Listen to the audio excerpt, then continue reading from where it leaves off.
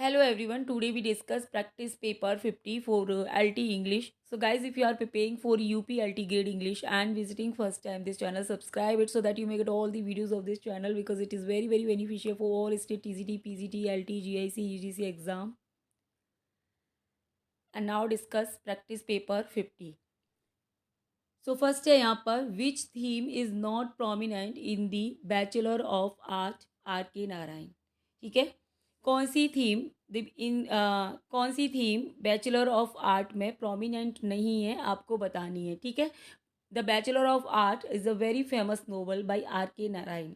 इसके अंदर कौन सी थीम प्रोमिनेंट नहीं है, मतलब क्या क्या थीम है इसके अंदर बेसिकली ये आपसे पूछा जा रहा है और कौन सी नहीं है ये आपको बताना है. ठीक है, ऑप्शंस हैं आपके love and heartbreak, emotional maturity, colonial politics, identity and self discovery. ठीक है, ये 4 ऑप्शंस हैं आपके.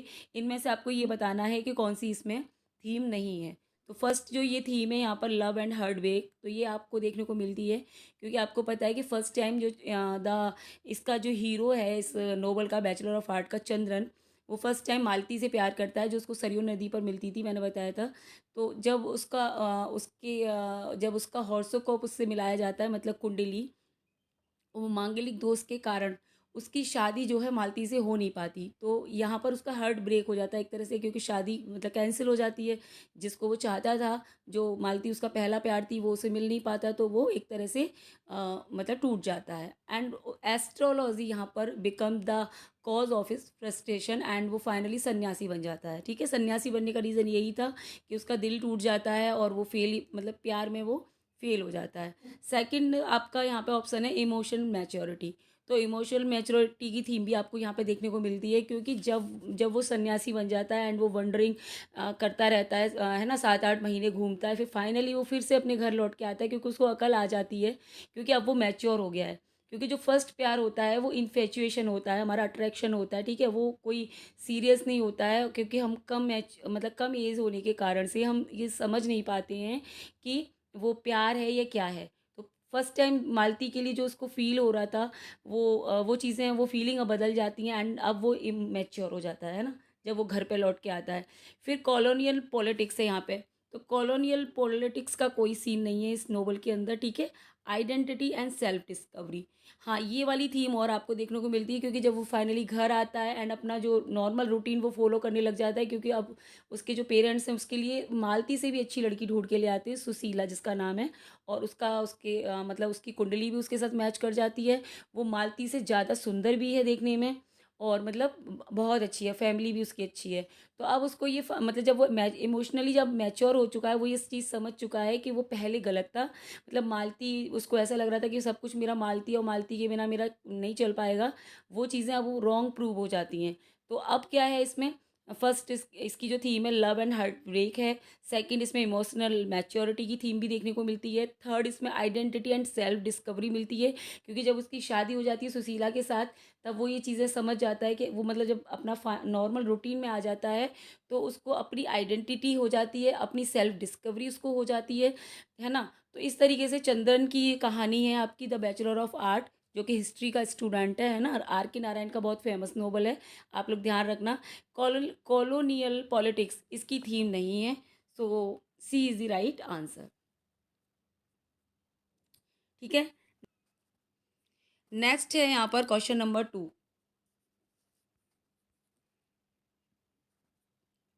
ठीक है, आज मैं आपको प्रैक्टिस पेपर 50 करा रही हूँ, तो ये मत सोचना आप लोग कि मैडम 5 से सीधे 50 पे कैसे आ गई. मैं ये 50 प्रैक्टिस सेट, मतलब जो लास्ट वाला सेट है वो इसलिए करा रही हूँ कि जो स्टार्टिंग के हमने सेट किए थे इस बुक से, उसमें क्या था कि ऐसे के फिक्शन के क्वेश्चंस ज़्यादा थे. ठीक है, पोइट्री के क्वेश्चन वहाँ पर थोड़े कम थे.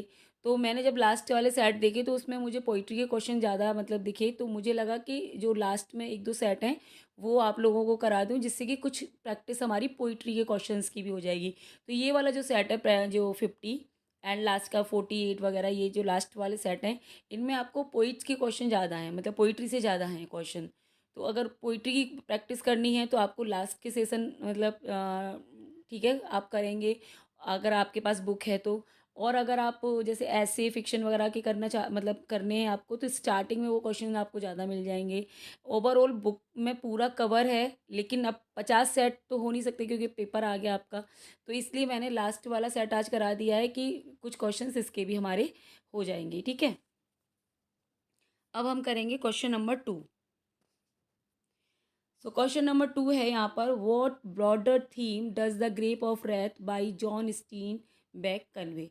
ठीक है, तो the grape of wrath John Steinbeck का नोवेल है। इसमें आपसे पूछा जा रहा है कि क्या ब्रॉडर थीम है इसके अंदर जो यहाँ पर इन्होंने बताई है इसके अंदर। ठीक है, तो योर ऑप्शंस हैं individual ambition over society, romanticism and nature worship, struggle sacrifice and social justice, war and heroism. ठीक है, तो इंडिविजुअल एम्बिशन ओवर सोसाइटी की थीम नहीं है इसके अंदर, और रोमांटिसिज्म एंड नेचर की भी थीम नहीं है, वॉर एंड हीरोइज्म भी नहीं है, वॉर वगैरह कुछ भी ऐसा देखने को नहीं मिलता इस नोवेल के अंदर।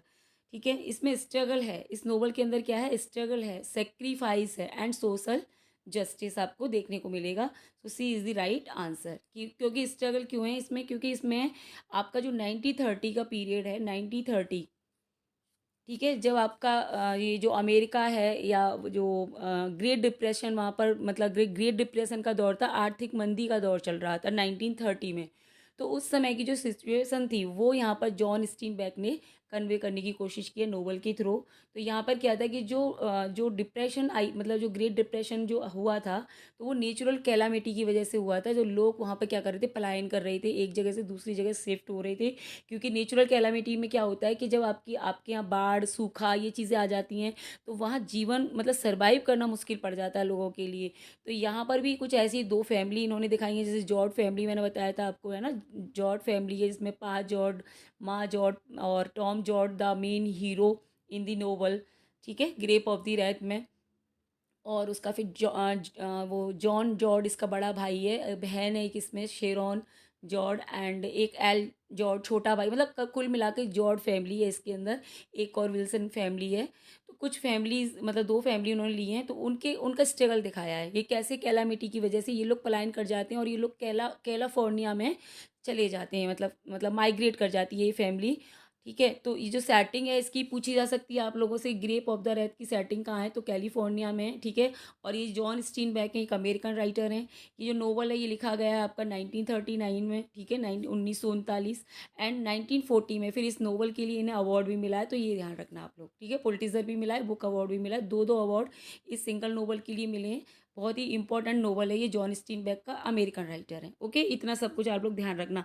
थर्ड है यहाँ पर question number 3, in the Scarlet Letter by Nathaniel Hawthorne, what symbol best represent Pearl throughout the novel? ठीक है, तो स्कारलेट लेटर है आपका नोवेल है, नेथनियल हॉथरॉन का ये नोवेल है, अमेरिकन राइटर हैं। तो वो कह रहे हैं कि what symbol best represent pearl throughout the novel. ठीक है, तो ये जो पर्ल है ये किसका सिंबल है पूरे नोवेल के अंदर, ये जो पर्ल है ये किसका सिंबल है। तो आपको पता है कि यहाँ पे जो मेन हीरोइन है आपकी हेस्टर प्राइन है। ठीक है, तो वो जो हेस्टर प्राइन है उसकी ये इललेजिटिमेट डॉटर है। ठीक है, क्योंकि उसका क्या था, उसका जो हस्बैंड है वो उसको छोड़ के चला जाता है। और ठीक है, मैंने उसके बारे में बताया ही था आपको, वो रोज़र चिलिंगवर्थ करके उसका कुछ नाम है। और वो उसको चला जाता है, तो फिर उसका डिम्स जेल करके उस एक पादरी है, उससे उसका अफेयर रहता है। उससे ये बेटी उसकी होती है पर्ल, जो कि इलेजिटिमेट हो गई। अब वहाँ पर ये दिखाया गया है, इसमें अमेरिकन राइटर ने ये दिखाया है कि वहाँ पर जिस समय ये जो नोवेल सेट हुआ है, जिस समय ये नोवेल लिखा गया है, वहाँ पर इस तरह की चीज़ें करना, मतलब हस्बैंड के अलावा आप दूसरे किसी से कुछ कर रहे हो, तो उसको एक पाप माना गया है, सिन जिसको कहते हैं। तो इसको एक लेटर पहनाया जाता है, वो ये जो ए लेटर, ये वियरर है, ये हेस्टर प्राइन, ये किस का प्रतीक है, ये एडल्टरी का प्रतीक है। यानी कि आपने पाप किया है, आप मतलब ऐसी लेडीज़ जो मतलब है ना, उसके एक से अधिक आप रिलेशन है किसी के साथ, तो उसको मतलब एडल्टरेट घोषित कर दिया जाएगा और उसको ये लेटर पहना दिया जाएगा, जिससे कि लोग उससे दूरी बना के रखें कि ये जो है पाप का प्रतीक है। तो अब पर्ल जो है इलेजिटिमेट डॉटर है, तो आप जब भी इस लेटर को देखोगे उसके गले में पहने हुए है ए, तो क्या दिखेगा, उससे उसे उसकी एडल्टरी हमें याद आएगी। और एडल्टरी का नतीजा क्या है, उसकी बेटी है, तो बस वही। और पर्ल उसकी एक सिंगल, यहाँ पर उसकी बेटी का नाम है पर्ल, और ये डिम्स डैल की बेटी है। जो कि क्लेयर जीमैन है वहाँ पर।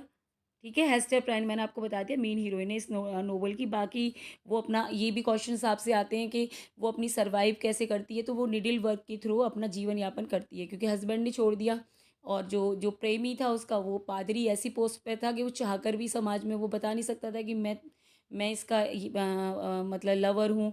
ठीक है, तो बेचारी को अकेले ही इस लड़की को पालना पड़ता है, तो निडिल वर्क करती है वो। ठीक है, सो ये आपका थर्ड क्वेश्चन है, आंसर आपका हो जाएगा द स्कारलेट लेटर इटसेल्फ। ठीक है, ये जो लेटर है स्कारलेट, जो हेस्टर प्राइन की ब्रेस्ट पे बना हुआ है, उसको रिप्रेजेंट करती है ये पर्ल।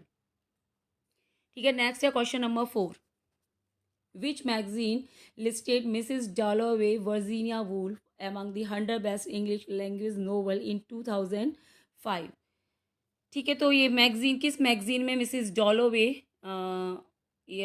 वर्जीनिया वुल्फ का वर्क है जो है पब्लिश हुआ था। ठीक है, किस मैगजीन में पब्लिश हुआ था ये बताना है आपको। 100 बेस्ट इंग्लिश लैंग्वेज नोवेल्स यानी कि बेस्ट नोवेल्स की लिस्ट में शामिल हुआ था, किस मैगजीन में आया था ये बताना है।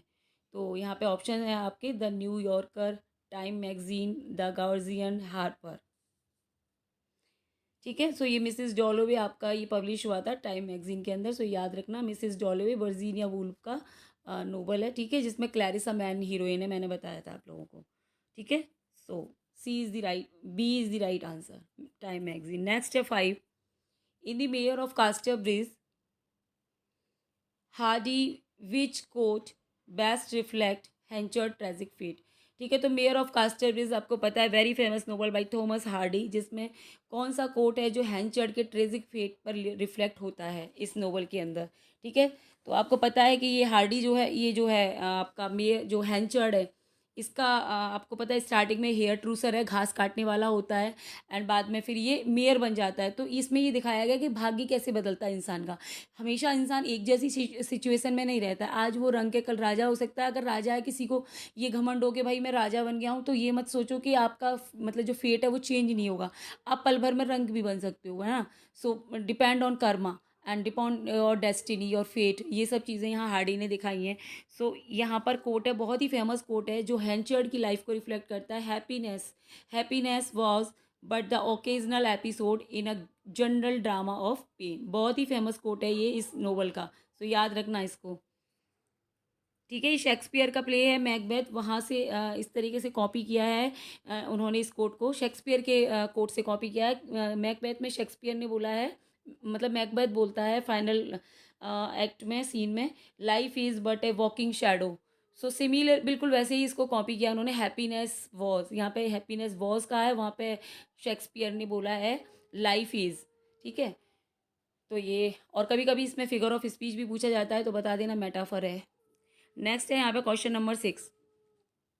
इन pride and prejudice by Jane Austen how does the relationship between Elizabeth and Darcy change. ठीक है, प्राइड एंड प्रेजुडाइस में Jane Austen how does the relationship between Elizabeth and Darcy change. तो मतलब ये बताना है कि जो ये नोवेल है आपका जैन ऑस्टिन का प्राइड एंड प्रेजुडाइस, इसमें जो एलिजाबेथ है और डर्सी है उसके रिलेशनशिप कैसे चेंज होते हैं। From friendship to rivalry, from misunderstanding to love, from love at first sight to disappointment, and from indifference to hater.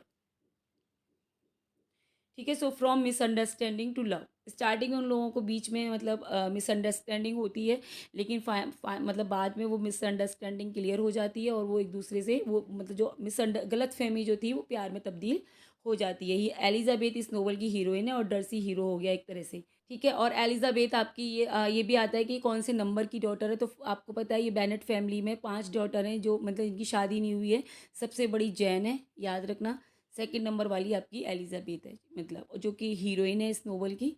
And सबसे छोटी वाली लिडिया, मैंने बताया था लिडिया है। बीच की जो मैरी एंड कैथरीन है। तो ऐसे करके 5 लड़कियां हैं। क्वेश्चन नंबर 7 है which theme is central in O Henry Last leave.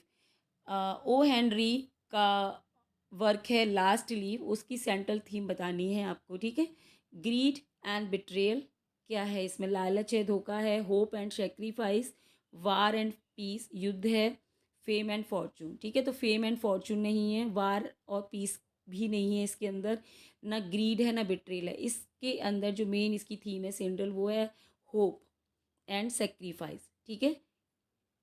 इसमें ये दिखाया गया है कि कैसे होप किसी इंसान को बचा सकती है और कैसे कैसे मतलब लोग मतलब सेक्रीफाइस करते हैं, है ना। तो ये चीज़ें इसमें दिखाई गई हैं, क्योंकि जो इसमें आपको पता है कि ओ हेनरी के बारे में बताऊं पहले। ओ हेनरी ये इनका रियल नेम नहीं है, पहली बात तो याद रखना आ सकता है आपसे। इनका रियल नाम है विलियम सिडनी पॉटर, और ये एक अमेरिकन राइटर हैं, अमेरिकन शॉर्ट स्टोरी राइटर हैं, ठीक है। ये लास्ट लीफ इनकी शॉर्ट स्टोरी है, जो कि पब्लिश हुई थी 1907 में, 1907 में। 1907 में कलेक्शन का नाम था the trimmed lamp and other stories. उसके अंदर ये पब्लिश हुई थी। पहले ये न्यूज़पेपर में पब्लिश हुई थी, ठीक है, एंड बाद में ये इसमें पब्लिश हुई है। इसके अंदर आपको जॉनसी है, सू, दो मतलब फ्रेंड हैं, और ये करेक्टर है एक बैरम नाम का मतलब करेक्टर है, जो मर जाता है। वो मतलब ऐसा है ना, इसमें एक आईवी आईवी लीव्स है, तो उसको वो देखती रहती है जो जॉनसी। एक्चुअली क्या हुआ था कि पार्क है उसका, एक ग्रीन विच विलेज में इसकी सेटिंग है, ग्रीन विच विलेज। वहाँ पर क्या था कि एक निमोनिया पेंडेमिक के रूप में फैल गया था। तो ये इसमें के अंदर दो ठीक है फ्रेंड है, एक सू है एक जॉनसी है। तो जॉनसी उसकी गिरफ्त में आ जाती है, यानी कि उसको निमोनिया हो जाता है, उसकी कंडीशन बहुत ज़्यादा ख़राब हो जाती है। तो सामने वही आईवी की वो देखती रहती है, उसको ऐसा लगता है कि आईवी की जो लीव्स जब तक रहेंगी जब तक मेरी लाइफ रहेगी। तो इसमें बस ये दिखाया गया है, इसीलिए इसमें कहा गया है कि जो होप है, इंसान जैसी होप मतलब क्या है कि इसमें सरवाइव का कारण बन जाती है।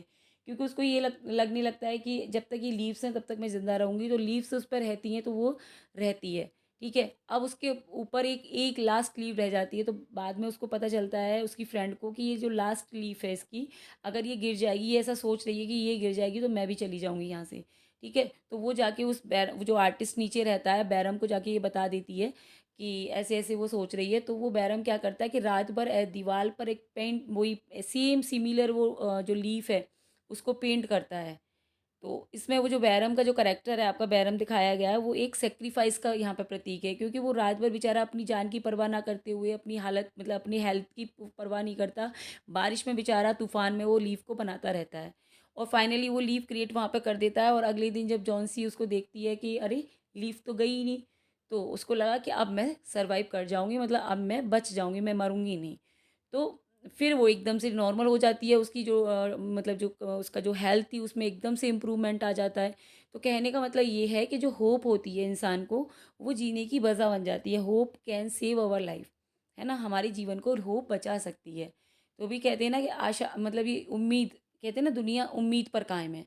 तो वही वाली चीज़ है, इसके अंदर होप दिखाई गई है कि उम्मीद से कैसे लोग अपना जीवन मतलब कैसे सर्वाइव कर सकते हैं। और एक इसका जो सेक्रीफाइस उसका होता है बेचारे का, वो जो वो बूढ़ा आदमी है जो पेंटिंग कर बनाता है, वो बेचारा उस रात में बीमार हो जाता है और वो मर जाता है।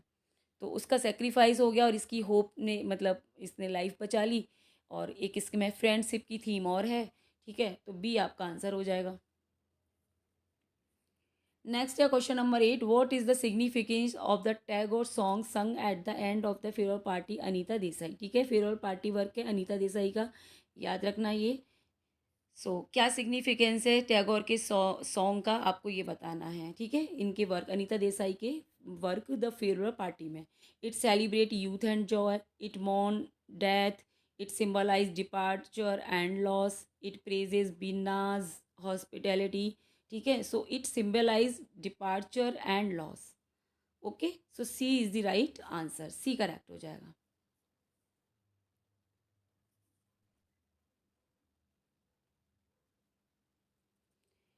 नेक्स्ट है आपका क्वेश्चन नंबर है 9, the main theme of the discovery of India by Jawaharlal Nehru, ठीक है। जवाहरलाल नेहरू ने अपनी डिस्कवरी ऑफ इंडिया बहुत ही फेमस बुक लिखी है, उसकी मेन थीम क्या है, बस ये आपको यहाँ पे बताना है।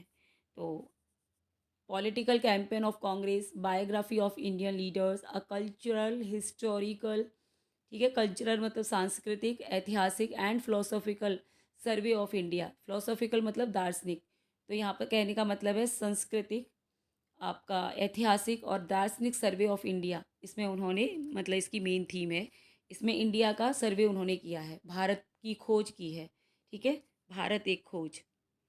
So C is the right answer. Bharat को दिखाया है, मतलब बेसिकली कि भारत क्या है, भारत है ना। तो सी आपका करेक्ट हो जाएगा। नेक्स्ट है यहाँ पर question number 10, what does Richard Wright ultimately argue in 12 million black voices about black life in America. ठीक है, सो रिचर्ड राइट, ये ऐसे इसने राइटर हैं, है ना, इनका वर्क है आपका, यहाँ से याद रखना, 12 मिलियन ब्लैक वॉइस, ये इन्होंने बहुत ही फेमस वर्क लिखा है। तो इसमें वो ठीक है, क्या आर्ग्यू इसमें करते हैं, बेसिकली आपको बस ये बताना है।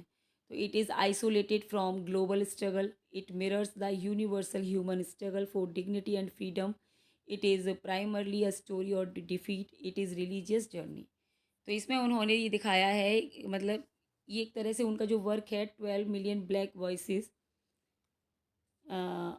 ये वर्क उनका एक मिरर बन गया है यूनिवर्सल ह्यूमन स्ट्रगल का फॉर डिग्निटी एंड फ्रीडम। ठीक है, क्योंकि ये सब पोस्ट कॉलोनियल लिटरेचर का पार्ट है। तो आपको पता ही है कि जब सारे जो ये कॉलोनीज, जो जितने भी कंट्री कॉलोनी बने थे, उनका क्या हाल हुआ था, वहाँ जो लोगों की दशा थी, तो उन सारी चीज़ों को इन्होंने अपने वर्क में दिखाया है। ठीक है, तो ये यूनिवर्सल ह्यूमन स्ट्रगल की आवाज़ बन गया है उनका 12 मिलियन ब्लैक वॉइसेस।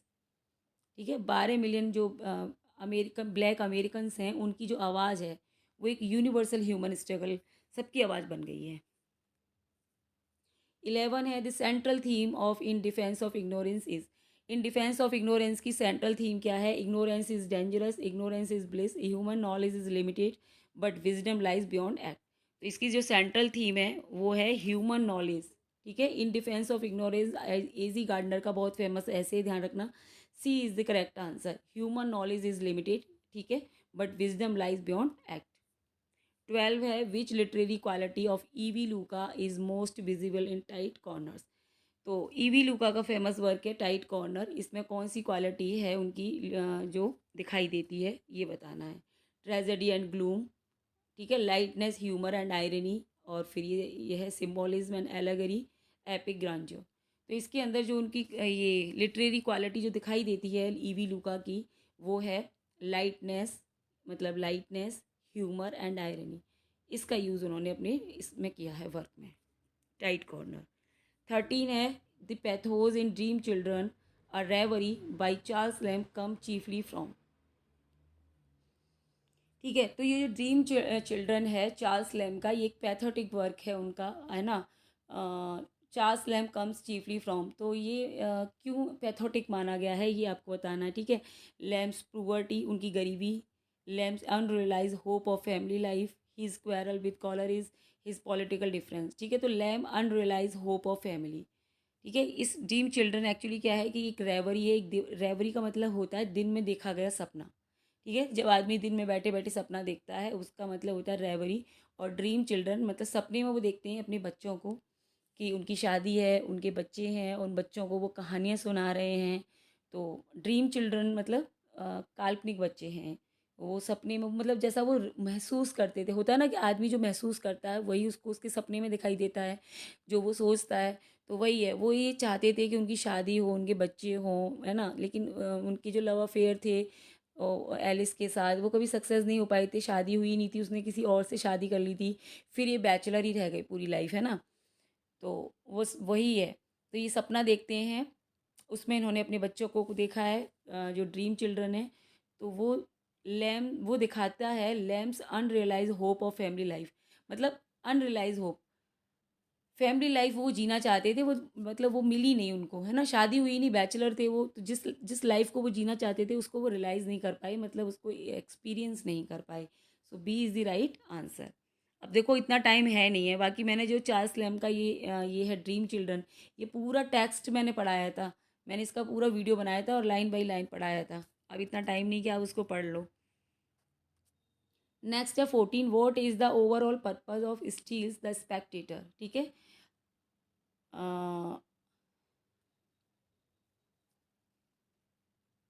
नेक्स्ट है question number 14, what is the overall purpose of steels the Spectator club ऐसे। ठीक है, तो जो स्टील है, रिचर्ड स्टील, उनका जो ऐसे है स्पेक्टेटर क्लब, उसका ओवरऑल पर्पस क्या है, ये आपको बताना है। ये आपके ऑप्शंस हैं। To narrate adventure of Sir Roger, to satirize London coffee house, to introduce diverse members of the club, ठीक है, टू अटैक टॉरी पॉलिटिक्स। तो उनका पर्पस है introduce the diverse member of the club, जो क्लब की diverse अलग अलग तरह के जो लोग हैं उनको इंट्रोड्यूस कराना। 15 है यहाँ पे, which periodical first publish Joseph Addison's essay Will Wimble, ठीक है। तो सबसे पहला periodical Joseph Addison's essay Bill Wimble का कौन सा पब्लिश हुआ था ये बताना है। The Tatler, Rambler, Spectator, Guardian. तो Spectator, C is the right answer.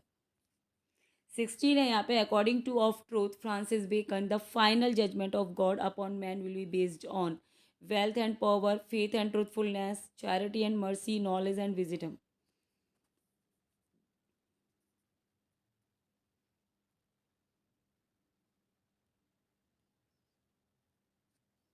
ठीक है।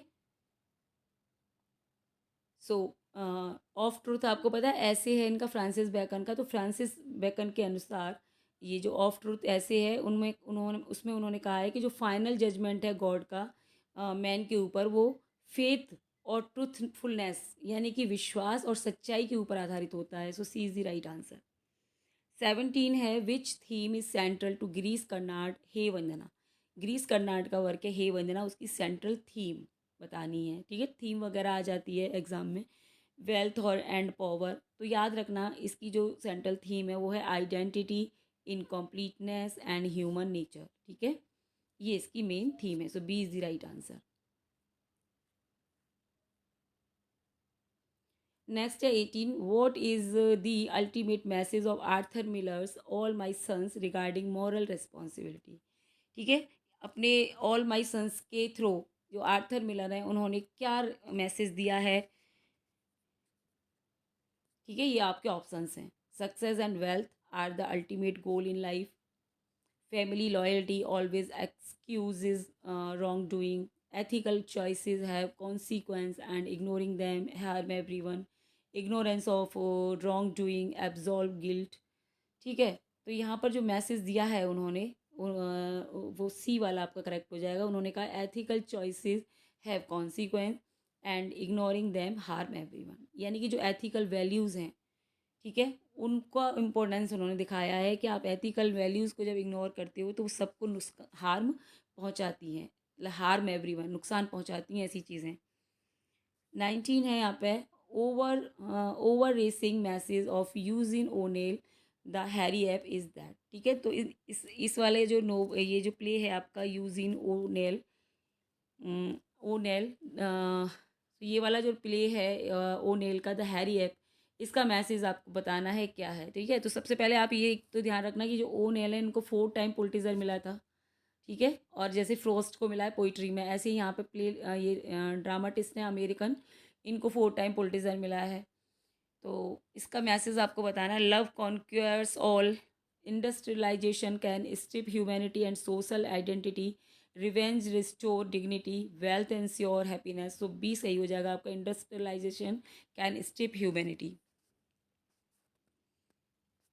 20 है, why is the birthday party considered a classic of modern theatre, ठीक है। बर्थडे पार्टी क्यों मॉडर्न जो थिएटर है उसका क्लासिक वर्क माना जाता है। For its historical accuracy, musical composition, for it combination of domestic realism with psychological menace, तो फॉर इट्स हीरोइक प्रोटागोनिस्ट। तो सी करेक्ट हो जाएगा, ठीक है। फॉर इट्स कॉम्बिनेशन, इसमें कॉम्बिनेशन है domestic realism and psychological menace. Menace मतलब होता है, मीनेस का मतलब होता है खतरा, ठीक है। अगर आपसे क्वेश्चन पूछा जाए कि ये कैसी कॉमेडी है या कैसा प्ले है, तो ये प्ले मतलब कॉमेडी ऑफ मीनेस है, इसको कॉमेडी ऑफ मीन ऐसा क्वेश्चन भी आता है कहीं कहीं। नेक्स्ट है 21, how does William Falder die in Galsworthy justice, ठीक है। विलियम फाल्डर गाल्सवर्दी का जस्टिस प्ले है, बहुत फेमस, 1910 में आया। उसमें सेंट्रल करेक्टर है विलियम फाल्डर, तो वो सुसाइड कर लेता है, ठीक है। इसके अंदर उन्होंने अपना ये इंग्लिश का जो लीगल सिस्टम है बेसिकली उसको दिखाया गया है। उसमें ये करेक्टर है विलियम फाल्डर, इसको बहुत बेचारे को परेशान किया जाता है ये है ना आपके कानून के द्वारा।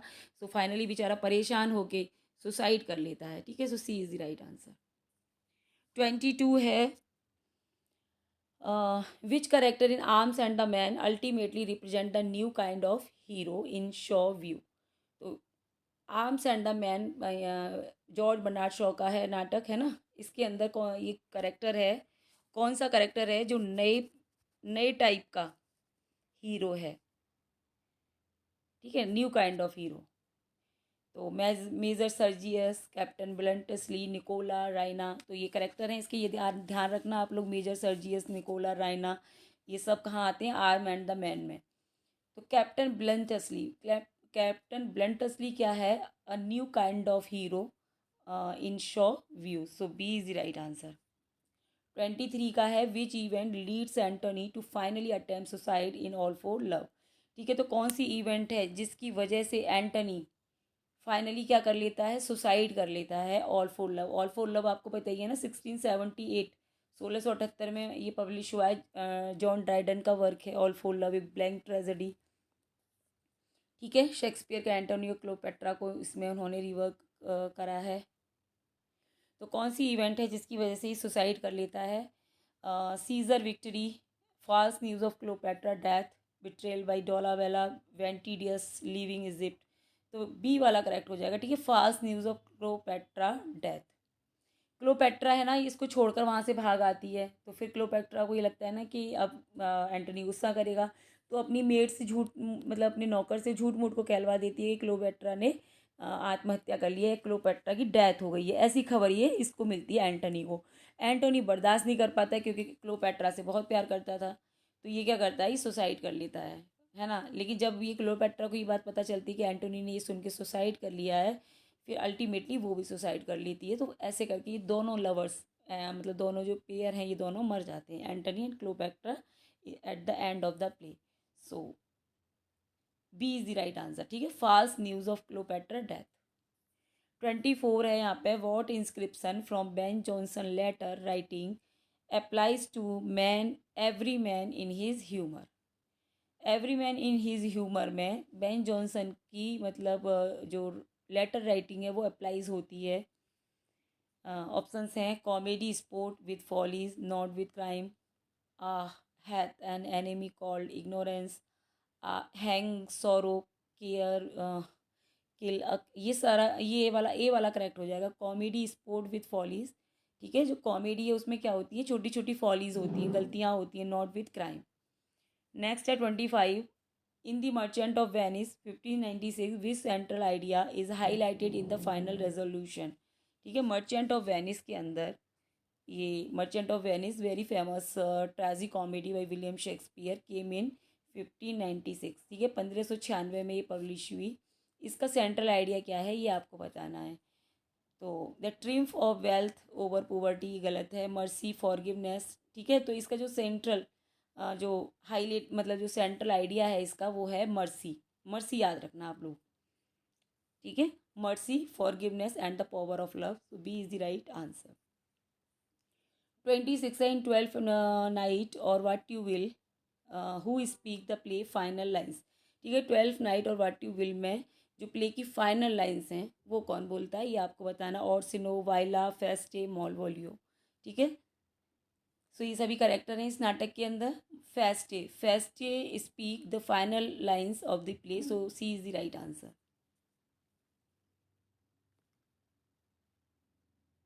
नेक्स्ट है यहाँ पर 27, in the tragedy of Macbeth 1606 what does Macbeth mean when he says will all great Neptune ocean wash this blood clean from my hand, ठीक है, तो ये ट्रेजेडी जो मैकबेथ है विलियम शेक्सपियर की महान ट्रेजेडी में से एक है ये, उसने 4 ग्रेट ट्रेजेडी लिखी थी, ठीक है, Hamlet, Othello, King Lear, Macbeth, तो मैकबेथ है आपके सिलेबस में। तो आपसे पूछा जा रहा है कि इन लाइंस का मतलब क्या है जब मैकबेथ बोलता है कि will all great Neptune ocean was this blood clean from my hand, इसका मतलब क्या है, he can not remove Duncan blood, his guilt is too great to be clean, the witch is cursed him, he is hallucinating, ठीक है, तो his guilt is too great to be clean, मतलब उसका जो गिल्ट है वो इतना महान है, इतना बड़ा पाप उसने कर दिया है कि वो साफ़ नहीं हो सकता, क्योंकि उसने किंग डंकन की हत्या की है, ठीक है। किंग डंकन की हत्या से उसके मतलब खून से उसके हाथ रंगे हुए हैं। So B is the right answer. 28 है आपका, what is the central theme of Derek Walcott a far cry from Africa? Romantic love, patriotism, post colonial conflict and divided identity, celebration of African wildlife. ठीक है, so C is the right answer, post colonial conflict and divided identity. 29 है, overall ए के Ramanujan ऑबिचरी Pontes. ठीक है, तो ये इनकी कविता का नाम है। ए के रामानुजन की पोइम है यहाँ पे ऑबिचरी, जिसका हिंदी में मतलब होता है मरण लेख। तो इसमें क्या दिखाया गया है? पोर्टेज का मतलब है क्या दिखाया है। A father's celebrated legacy, a father's unheroic ordinary life and ironic death, glorious tradition of India, love and respect for the father. ठीक है, तो इसमें father unheroic ordinary life and ironic death को दिखाया गया है। ठीक है, so B is the right answer. Next है 30, the refrain I to call myself I in an introduction is a declaration of. तो ये रिफ्रेन है, I to call myself I, introduction से लिया गया। In introduction is a famous poem by Kamala Das. Kamala Das की poem से ये refrain लिया गया है। इसका क्या मतलब है कि I to call myself I, कि मैं खुद मेरे को अपने आप को आई बुलाऊंगी, ये बोलती हैं कमला दास अपनी पोइम में। इसका मतलब क्या है? Defeat universal human identity and self-respected, her submission to patriarchy, religious identity। ठीक है, सो बी करेक्ट हो जाएगा, universal human identity and self respect. ठीक है, B is the right answer. 31 है, what is the central message of philosophy by Nissim Ezekiel. ठीक है, नज़ीम एज़ेकल की पोएम है आपकी फिलोसफी सिलेबस में, उसका सेंट्रल मैसेज बताना है। Logic and science solve all mysteries, mysticism is superior to reason, poetry offer deeper meaning than philosophy. ठीक है, तो सी वाला ही करेक्ट हो जाएगा कि poetry offers deeper meaning than philosophy. 32 का है, what central theme connect fruit gathering poem 12 Govinda disciple, है ना, Govinda disciple by Rabindranath Tagore with the entire collection. ठीक है, तो इसकी भी आपको थीम बतानी है, फ्रूट गैदरिंग की, है ना। ये इसमें रविन्द्रनाथ टैगोर के जो कलेक्शन है उससे पूछा गया question. Ritualistic devotion, wealth as divine blessing, relationship between man god and renunciation of materialism. So C is the right answer. Relationship between man, God and renunciation of materialism. 33. The final stanza of Frost stopping by woods on a snowy evening has been widely quoted in eulogies. Which world leader kept it close during his last days? ठीक है, तो आपसे ये पूछा जा रहा है कि final stanza of Frost stopping by woods. ठीक है, तो फ्रॉस्ट हैं, एक अमेरिकन पोइट हैं, ये इन्होंने बहुत ही फेमस एक पोइम लिखी थी, stopping by woods on snowy evening, has been widely quoted in eulogies, जिसको यूलोजिस में मतलब बहुत ज़्यादा इसको यूज़ किया जाता है। तो आपको ये बताना है कि कौन से वो वर्ल्ड के लीडर हैं, इसको वो अपने पास close it close during his last days, मतलब जो उनके लास्ट डेज हैं उनमें ये इसको अपने पास रखते थे। तो जॉन एफ कैनेडी हैं, पायर हैं ये, और जवाहरलाल नेहरू और विंस्टन चर्चिल। तो यहाँ पे कुछ लीडर के नाम हैं, कौन से लीडर हैं वो जो इसको अपने पास रखते थे अपने क्लोज लास्ट डेज में? तो ये जवाहरलाल नेहरू हैं, हमारे प्राइम मिनिस्टर इंडिया के फर्स्ट प्राइम मिनिस्टर। ठीक है, जवाहरलाल नेहरू इसको जो फाइनल स्टेंजा है स्टॉपिंग बाई वुड्स की, उसको अपने पास रखते थे। ठीक है, जिसकी कुछ लाइंस इस तरीके से हैं, आई मतलब मुझे मीलों जाना है ना, आई है मतलब बिफोर स्लीप, मुझे अभी याद नहीं आ रहा कि मतलब मुझे सोने से पहले अभी मीलों चलना है, यानी बहुत काम अभी मुझे करने हैं, बहुत कुछ अभी बाकी है। सोने से पहले, सोने से पहले का मतलब यहाँ पे है कि मरने से पहले अभी मुझे बहुत कुछ करना है, ये लाइन आती है इंग्लिश में।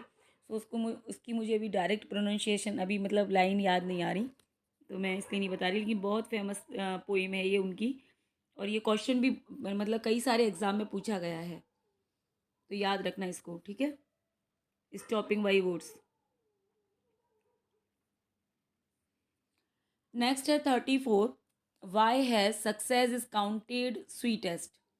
ठीक है, सक्सेस इज काउंटेड स्वीटेस्ट, ये पोएम है एमिली डिकिंसन की। Remained popular according to critic Harold Bloom. Why has success is accounted sweetest remain popular according to critic Harold Bloom? Because it is humorous, because it is written in simple language, because its message is universal and applies to any winner-loser situation, because it celebrates the military. ठीक है, तो इसको Harold Bloom ने इसलिए इसकी तारीफ की है बिकॉज, क्योंकि इसका जो मैसेज है इट्स मैसेज इज यूनिवर्सल। ठीक है, इसका जो मैसेज है वो यूनिवर्सल है and applies to any winner loser situation, और उस हर विनर और उस लॉसर पर ये अप्लाइज होता है। ठीक है, क्योंकि हर कोई इंसान, देखो आप पेपर देता है, पेपर में सबका सिलेक्शन नहीं होता है, कुछ लोग पास होते हैं, कुछ लोग फेल होते हैं। ठीक है, जो लोग पास होते हैं वो कैसा फील करते हैं, जो लोग नहीं होते वो कैसा फील करते हैं, ये एक मैसेज मिलता है इनकी पोइम से। ठीक है, तो ये एक मतलब मोटिवेशनल पोइम है बेसिकली इनकी, एमिली डिकिंसन की। बहुत छोटी सी पोइम है। ठीक है, एक क्वेश्चन इनका आता है एमिली डिकिंसन का कि टोटल उन्होंने कितनी पोइम अपनी लाइफ में लिखी थी, इसी सेट में हमने किया था। तो 10 पोइम टोटल इन्होंने अपनी पूरी ओवरऑल लाइफ में 10 पोइम लिखी हैं। ठीक है, 35 है, what central theme dominate O captain my captain, वही बाई वॉल्ट विटमैन। ठीक है, तो O captain my captain is a very beautiful poem by Walt Whitman, an American writer. इन इसका सेंट्रल आपको थीम बतानी है। ठीक है, तो ये एक बहुत ही फेमस एलेजी लिखी थी विटमैन ने, वॉल्ट विटमैन है, अमेरिकी राइटर हैं। Power of nature, heroism in battle, the irony of victory and personal loss, romantic love. ठीक है, so the irony of victory and personal loss, so C is the right answer. ठीक है, ये बहुत ही फेमस एलर्जी है, मतलब जानर अगर आपसे पूछे तो एलर्जी है ये। और ओ कैप्टन माई कैप्टन इसका टाइटल है, अमेरिकन राइटर है वॉल्ट विटमैन, उनकी पोइम है। 36 है, overall wants Philip Larkin can be seen as a meditation on love and romance, social and political duty, human longing for solitude and death, religious devotion. ठीक है, so C is the right answer, human longing for solitude and death. Overall Ted Hughes crow alight convey. ठीक है, overall ये Ted Hughes की poem है, crow alight क्या convey करती है, optimism of humanity, horror of creation and emptiness of life. ठीक है, तो ये horror of creation and emptiness of life को दिखाती है। So B is the right answer. Next है 38, who is the poet of in memory of W.B. Yeats. ठीक है, in memory of W. Yeats, ये भी एक एलर्जी है। इसके राइटर कौन है ये बताना है आपको, in memory of W.B. Yeats. और W.B. ईट्स जब मर गए तो उनकी याद में लिखी गई है ये, है ना, तो ये लिखी है बहुत ही फेमस पोइम W.H. ऑर्डर ने। तो याद रखना, सी करेक्ट आंसर है। नेक्स्ट है 39, what central theme best defines the waste land. ठीक है, कौन सी सेंट्रल थीम है जो वेस्ट लैंड को बहुत अच्छे से डिफाइन करती है, romantic love and nature, heroism and war, spiritual decay and hope of renewal. ठीक है, तो इस पोइम में T.S. इलियट ने स्पिरिचुअल डिके दिखाया है और hope of renewal, so C is the right answer. Next है question number 40, in sailing to Byzantium W.B. Yeats, what is the ultimate goal of the poet journey. ठीक है, ये बताना है आपको कि जो सेलिंग टू बाइजेंटियम, वो बाइजेंटियम जाना चाहते हैं, वहाँ की वो मतलब यात्रा करना चाहते हैं W.B. ईट्स, तो उनका अल्टीमेट गोल क्या है वहाँ जाने का, ये आपको बताना है। Fame as a writer, fame हासिल करना चाहते हैं, union and Maud Gonne, escape from Ireland, liberation into eternity through art.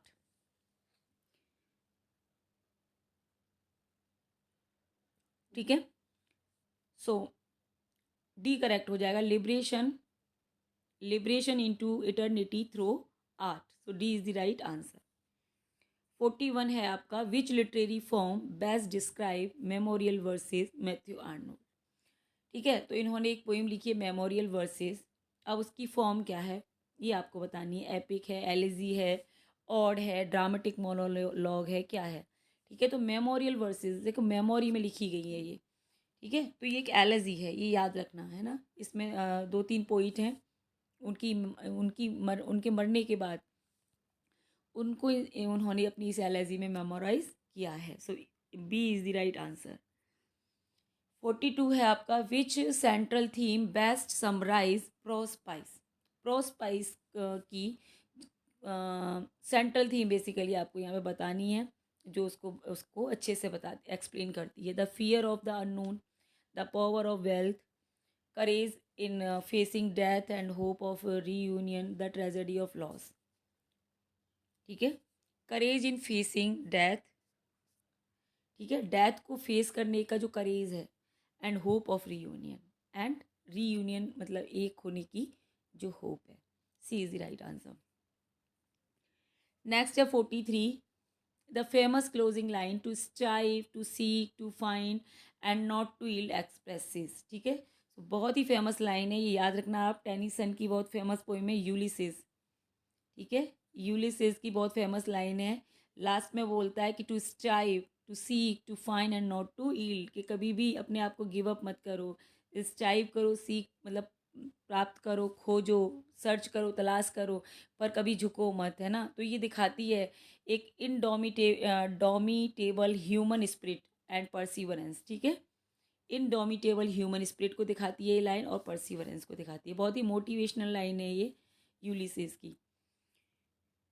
ठीक है, जो कि उसका जानर आपसे पूछा जाए तो बताना कि ड्रामेटिक मोनोलॉग है वो। ठीक है, यूलिसिस एक ड्रामेटिक मोनोलॉग है जिसको लिखा है Victorian poet Alfred Lord Tennyson ने। नेक्स्ट है 44, which contemporary English artist influence Keats imagery in ode on a Grecian art. ठीक है, कौन से ये आर्टिस्ट हैं जो कीट्स की इमेजरी से बहुत ज़्यादा प्रभावित हैं, ये आपको बताना है। ठीक है, सो ये है Benjamin Haydon. So B is the right answer.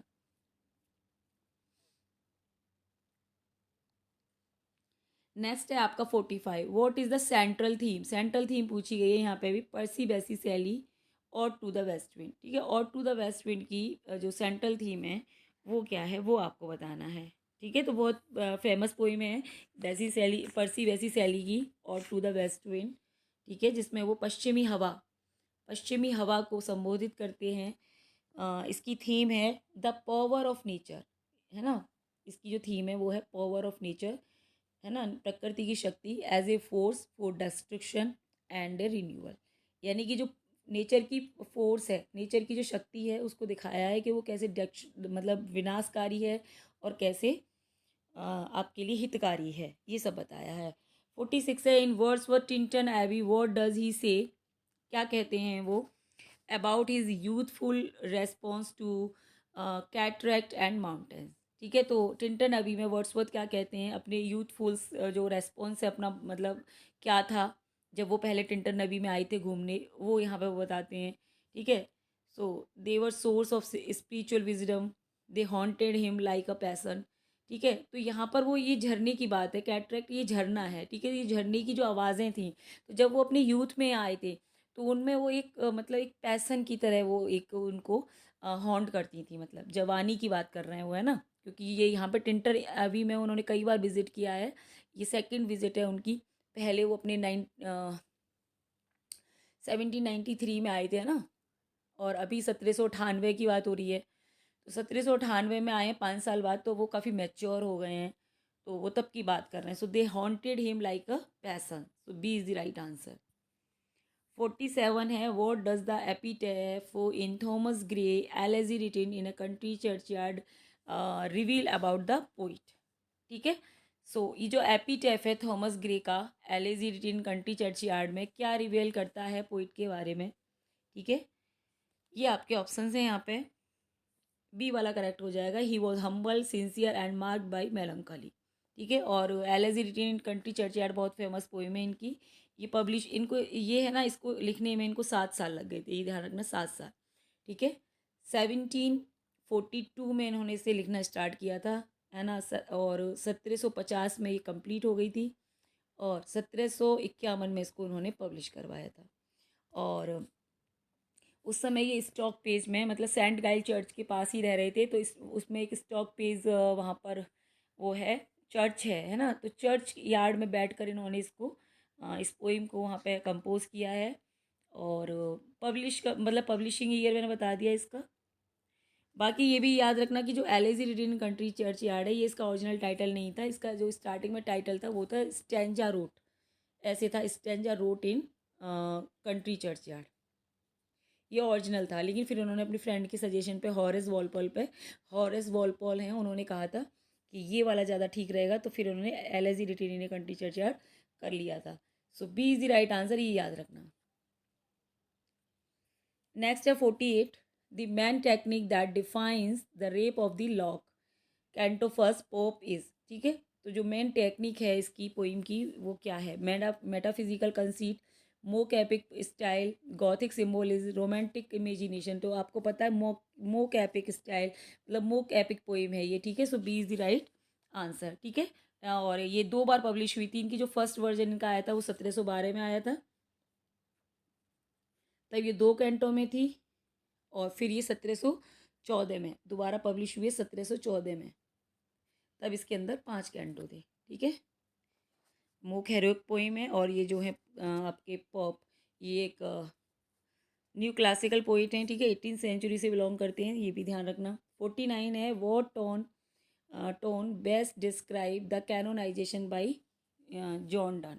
मेलंकोलिक and tragic, witty yet serious, playful and careless, angry and violent. ठीक है, so witty yet serious, so B is the right answer. Next है 50, how does Donne the canonization portray immortality? Through politics, through monument, through poetry and sainthood, through wealth. ठीक है, तो how does Donne the canonization portray immortality? Through poetry and sainthood. ठीक है, वो कहते हैं कि हम जो है कैनो मतलब हम जो है प्यार के सेंट बन जाएंगे। कैसे? थ्रू पोइट्री एंड सेंटहुड, मतलब प्यार जो हमारी पोइट्री है उसे लोग पढ़ेंगे और हमें याद करेंगे। वो ऐसे कहते हैं अपनी बिलव्ड से कि हम इतने महान नहीं है कि हमारे स्मारक बनवाए जाएं, लेकिन पोइट्री में हम लोग मतलब शिफ्ट हो जाएंगे और लोग हमें मरने के बाद वहाँ हमें याद करेंगे और हमें अपना आइडियल मानेंगे। So through poetry and sainthood. 51 है, the tone of the sestet in Milton's when I consider how my light is spend. तो ये बहुत ही फेमस सोनेट है मिल्टन का, जॉन मिल्टन है ना आपके पोइट हैं, तो उनका on his blindness and paradise lost है आपके सिलेबस में। उसकी टोन क्या है ये आपको बताना है। ठीक है, fearful, resigned and despairing, comforting and reassuring. So comforting and reassuring, C is the right answer. 52 है, what best summarise the message of William Shakespeare sonnet 138। ठीक है, तो ये जो विलियम शेक्सपियर की फेमस सोनेट है 138, सोनेट नंबर 138। ठीक है, इस ये क्या मैसेज देती है? True love is built on honesty, love can not exist without youth, lies and flattery sustain fragile relationship, lust always end in tragedy. ठीक है, so lies and flattery sustain fragile relationship, so C is the right answer. 53 है, in the last phase of his life Shakespeare wrote. ठीक है, Shakespeare ने अपने life के जो अंतिम जो उनका फेज था, मतलब अंतिम जो आपका टाइम पीरियड होता है, उसमें उन्होंने क्या लिखा था? Tragicomedies also known as romance, comedies and histories, major tragedy, sonnet and narrative poems. ठीक है, तो सोनेट और नैरेटिव पोइम तो उन्होंने अर्ली फेज़ में लिखी थी। ठीक है, मेजर ट्रेजेडी उन्होंने अपने बीच के फेज़ में लिखी हैं, कॉमेडीज़ और हिस्ट्री ये भी शुरू में लिखी थी। तो जो लास्ट फेज़ है ना उनका, तो उसमें उन्होंने ट्रेजी कॉमेडी लिखी हैं, और जिनको हम जिन्हें रोमांस के नाम से भी जाना जाता है। ठीक है, so A is the right answer. 54 है, why is dialogue writing an important component of language learning? तो यहाँ पे आपको बताना है कि डायलॉग राइटिंग क्यों इम्पोर्टेंट कंपोनेंट माना जाता है लैंग्वेज का, बताओ। It teaches memorization of proverb. It develop narrative style only.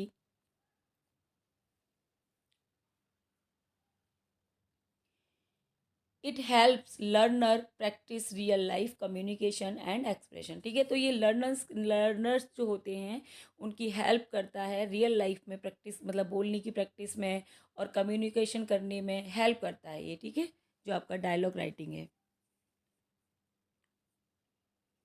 55 है, which of these is correct when you don't know the addressee name.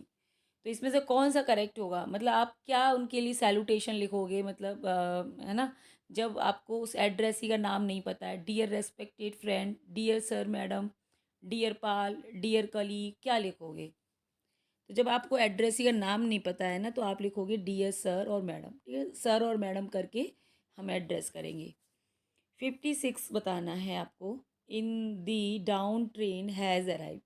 The word down is, तो यहाँ पे आपको जो अंडरलाइन जो वर्ड है डाउन, ये बताना ये क्या है। ठीक है, एडजेक्टिव है, नाउन है, वर्ब है, एडवर्ब है, क्या है ये? तो ये जो वर्ड है ना डाउन, यहाँ पर ये एक एडजेक्टिव है। ठीक है, so A is the right answer. देखो यहाँ पे सब्जेक्ट क्या है, द ट्रेन, ट्रेन हो गया यहाँ पे सब्जेक्ट आपका। तो सब जो सब्जेक्ट होता है उसको हम नाउन कहते हैं, और जो वर्ड नाउन को आगे क्वालिफाई करता है ना, नाउन के पहले आके नाउन को क्वालिफाई करे, वो हमारा एडजेक्टिव होता है। तो यहाँ पे जो डाउन है वो एडजेक्टिव है। ठीक है, और ये नाउन, ये ट्रेन को क्वालिफाई कर रहा है डाउन वर्ड यहाँ पे। So A is the right answer. 57 है आपका, translate the following sentence in the English. उसने दूध और पानी का पानी कर दिया। ठीक है, तो इसका मतलब क्या होगा? ही मिक्सड मिल्क विद वाटर, उसने मिल्क को पानी में मिला दिया। ही सेपरेटेड मिल्क फ्रॉम वाटर, भाई मिल्क को आप दूध से कैसे अलग कर सकते हो, ये तो इम्पॉसिबल है। तो ये आपको मतलब एक बात का सार समझना है ना। यहाँ पे उसका कहने का मतलब ये है कि उसने हर बात मतलब क्लियर कर दी। तो आपका जो आंसर आएगा वो आएगा सी, ही एक्सपोज द ट्रुथ क्लियरली, यानी कि उसने सच जो था वो एकदम क्लियरली एक्सपोज कर दिया। दूध का दूध, पानी का पानी कर दिया, ये है। ये नहीं है कि दूध को पानी में से अलग निकाल लिया, ये तो पॉसिबल ही नहीं है। 58 है, वो एक सनकी या झकी आदमी है, इसका क्या बनेगा? He is a queer fish, he is mad, he is innocent, CW, ये क्या है? He is whimsical. तो आपका ये ए करेक्ट हो जाएगा, क्वियर फिश। ठीक है, क्वियर फिश मतलब एक सनकी आदमी होना, विचित्र तरह का आदमी। 59 है, which adjective means capable of being forgiven, यानी ऐसा व्यक्ति जो आपको माफ़ कर सकता है। ठीक है, मतलब होते हैं ना बहुत से लोग, इनका दिल बहुत बड़ा होता है, उदारवादी होते हैं, जल्दी से माफ़ कर देते हैं, ऐसे लोग के बारे में आपको बताना है। तो पार्डनफुल, पार्डनेबल और पार्डन इज फुल, क्या होगा? ठीक है, तो ऐसा व्यक्ति जो आपको माफ़ करने में सक्षम है वो हो जाएगा pardonable, able to pardon. Next है 60, the adjective form tempest. Tempest का आपको एडजेक्टिव बताना है। ठीक है, तो टेम्पेस्टफुल, टेम्पेस्टी, टेम्पेस्चुअस, टेम्पेस्टेड। तो tempestuous is the correct answer, B is the right answer. ठीक है, बी करेक्ट हो जाएगा। ये जो OUS होता है ना, ये एडजेक्टिव सुफिक्स होते हैं। ठीक है, ये अगर वर्ड में लग जाए तो इससे हमारा वर्ड क्या बन जाता है? एडजेक्टिव बन जाता है। नेक्स्ट है 61, विच वन इज़ रॉन्ग। इनमें से रॉन्ग कौन सा ये बताना है। तो ये साउंड है, बेसिकली साउंड नहीं होती, जैसे कौन सा एनिमल कौन सी वर्ड कौन सी साउंड निकालती है, ऐसे क्वेश्चन भी कभी कभी आ जाते हैं। जैसे हॉर्स मतलब घोड़ों की आवाज़ क्या होती है? ने, हिनमिनाना, नी माने क्या होता है? हिनिनाना, हिननाते हैं ना घोड़ा, तो उसको स्नॉट भी बोलते हैं, विनी भी बोलते हैं। हॉर्न्स, बे, हेनाज, रोर, जयकाल, होल। तो यहाँ पे जो सी वाला है वो आपका इनकरेक्ट है। ठीक है, हेनाज रोर नहीं करती, रोर मतलब होता है दहाड़ना, और शेर दहाड़ता है, तो सी इनकरेक्ट है। 62 का, सी स्माइल्ड एज दो शी डैश द आंसर। तो ऐसे मुस्कुराई जैसे कि वो जानती थी आंसर। ठीक है, तो इस तरीके के एज दो ऐसे सेंटेंस में आपका क्या यूज़ होता है? सिंपल पास, तो न्यू आ जाएगा यहाँ पे बी। 63 है, Sanjana call to inquire my health. तो संजना ने क्या किया? मेरे हेल्थ के बारे में मुझसे पूछा। तो यहाँ पे आपको फ्रेजल वर्ब बताना। ठीक है, तो कॉल्ड के बाद कौन सा वर्ड यहाँ पे यूज मतलब लगाया जाए जिससे कि ये वर्ड बन जाए पूरा। ठीक है, तो यहाँ पे आएगा कॉल आफ्टर। ठीक है, कॉल आफ्टर। कॉल आफ्टर का मतलब होता है हाल पूछना। कॉल आफ्टर है ना, कॉल फॉर, कॉल ऑफ, कई सारे फ्रेजल वर्ब यहाँ पे आपको बन जाते हैं। जैसे अगर कॉल के साथ अगर ऑफ लगा दिया जाए तो मतलब हो जाता है कैंसिल होना कोई चीज़। जैसे ये मीटिंग वगैरह के साथ आ जाता है कि जो मीटिंग थी वो कैंसिल हो गई, तो कॉल ऑफ हो जाएगा। ठीक है, यहाँ पर हेल्थ के बारे में पूछा जा रहा है, तो हेल्थ के बारे में जब पूछा जाता है तो कॉल के साथ लगता है आफ्टर। तो सी करेक्ट हो जाएगा आपका, है ना, कॉल आफ्टर। 64 है, she is completely blind dash her son's fault. तो वो पूरी तरह से अपने बच्चे के जो फॉल्ट है उसके लिए ब्लाइंड है। तो इस तरीके का जब ब्लाइंड आता है तो उसके साथ आपको प्रीपोजिशन लगाना होता है, कौन सा, फिक्स है, टू। यहाँ पर टू आएगा कि वो पूरी तरह से अपने बच्चों के फॉल्ट्स के लिए क्या है, अंधी है। मतलब अंधी से मतलब उसको दिखता ही नहीं कि उसके बच्चे क्या कर रहे हैं, तो हम टू लगाते हैं। ठीक है, क्योंकि वास्तविक रूप में अंधी नहीं है, वो बच्चों के फॉल्ट के लिए अंधी है, फॉल्ट नहीं दिख रहे उसे अपने बच्चों के लिए। अगर एक आँख से कोई इंसान अंधा होता तो इन आता है। ठीक है, ब्लाइंड के साथ भी कई प्रीपोजिशन आते हैं। नेक्स्ट है 65, I can not say whether you did dash in the competition और not, we will just have to wait for the result. तो कह रहा है कि मैं कह नहीं सकता कि तुमने अच्छा किया कि नहीं कंपटीशन के लिए, बस हम क्या कर सकते हैं, रिजल्ट का वेट कर सकते हैं। तो बताओ यहाँ पे गुड आएगा, वेल आएगा, वेरी गुड आएगा, बेटर आएगा, कौन सा वर्ड आएगा यहाँ पे? ठीक है, सो यहाँ पे वेल आएगा, वेल आएगा। ठीक है, B is the right answer. Next है 66, Ramesh plays dash flute very well. तो जो रमेश है फ्लूट बहुत अच्छी बजाता है, तो फ्लूट के साथ कौन सा आर्टिकल आएगा यहाँ पे? ए आएगा, एन आएगा, द आएगा, नन ऑफ दी। सो यहाँ पे द आएगा। ठीक है, द, क्योंकि जब भी आपके ये म्यूजिक इंस्ट्रूमेंट होते हैं ना, इनके साथ फिक्स मतलब ये आर्टिकल आता है द, जैसे द पियानो है ना, द फ्लूट, इस तरीके से। 67 है आपका, very few novel are as popular as this one. तो बहुत ही कम नोवेल ऐसे हैं जैसा ये इतना पॉपुलर है। Change into superlative. अब यहाँ पे आपको सुपरलेटिव बनाना है, तो इसका सुपरलेटिव क्या बनेगा? This novel is the most popular of all, this novel is one of the most popular novels. ठीक है, और this novel is most popular novel. ठीक है, तो आपका जो बी करेक्ट हो जाएगा, this novel is one of the most popular novels. 68 का है, jury dash ready to announce its verdict. ठीक है, तो जो जूरी है वो क्या है, रेडी है अपना निर्णय देने के लिए।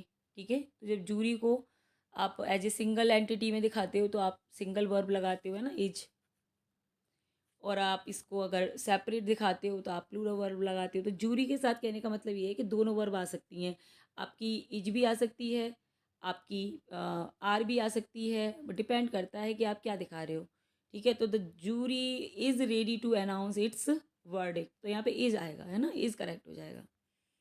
69 है, फ्रॉम फॉर्म करना है यहाँ पे, क्या, कंपाउंड सेंटेंस बनाना है फ्रॉम टू सिंपल सेंटेंस। तो सिंपल सेंटेंस से आपको क्या बनाना है, कंपाउंड बनाना है। ठीक है, फॉलो द सेफ्टी रूल्स, जो सेफ्टी रूल्स है उन्हें फॉलो करिए, यू मे गेट इंजर्ड, नहीं तो तुम क्या हो सकते हो, इंजर्ड हो सकते हो। तो यहाँ पे आपका बनेगा फॉलो द सेफ्टी रूल्स और। ठीक है, यहाँ पे आपका ऑप्शन दिखाया जा रहा है, चूज। तो जब और होता है ना, और, तो और का मतलब होता है विकल्प, एक में से आप एक चूज करिए। तो आपको क्या चूज करना है, सेफ्टी रूल्स आपको यूज़ करने हैं, इसीलिए आप बच सकते हो इंजरी होने से, नहीं तो आप क्या हो जाओगे, इंजर्ड हो जाओगे। तो यहाँ पे हम लगाएंगे और का यूज़ करके हमारा कंपाउंड सेंटेंस बन जाएगा। ठीक है, so A is the right answer. So तो यहाँ पे गलत है, मैं है तो ये भी कंपाउंड लेकिन गलत है। ठीक है, और यहाँ पे सही है। यट यट आपका कॉम्प्लेक्स हो गया, बिकॉज आपका कॉम्प्लेक्स हो गया। ठीक है, नेक्स्ट है 70, combine into a complex sentence. तो यहाँ पे आपको एक कॉम्प्लेक्स बनाना है। He failed he worked hard, मतलब वो फेल हो गया, उसने कठिन काम मेहनत की थी, उन्हें उसने हार्ड मतलब कठिन परिश्रम किया था, फिर भी वो फेल हो गया। तो क्या कॉम्प्लेक्स बनेगा यहाँ पे? ये आपके ऑप्शन हैं यहाँ पे। 4, he failed because he work hard, इसलिए वो फेल हो गया क्योंकि उसने हार्ड वर्क किया था, ये तो कोई लॉजिक नहीं निकला। इसका मतलब कॉन्ट्रास्ट दिखाया जा रहा है कि वो फेल हो गया, दो ही वर्क हार्ड, हालांकि उसने कठिन मतलब मेहनत की थी, मेहनत किया था वो, लेकिन फिर भी वो फेल हो गया, है ना। तो आपका जो सेकंड वाला वो सही हो जाएगा, क्योंकि ये सही मीनिंग निकल रहा है, ये भी गलत है और ये भी गलत है। ठीक है, यहाँ पे 71 है, आपको क्या करना है, सिंपल सेंटेंस बनाना है। She bought Apple, she bought oranges. उसने क्या खरीदे, उसने एप्पल खरीदे, सेब खरीदे, उसने संतरे खरीदे। She bought apples and orange, she bought apples with orange, she bought apples also orange. ये तो कोई मतलब नहीं, यहाँ पे जो ए वाला है ये सही है, बिल्कुल सिंपल। ठीक है, सिंपल तो एंड से बन जाएगा कि उसने बस एप्पल खरीदे और संतरे खरीदे, तो ए इज़ द राइट आंसर।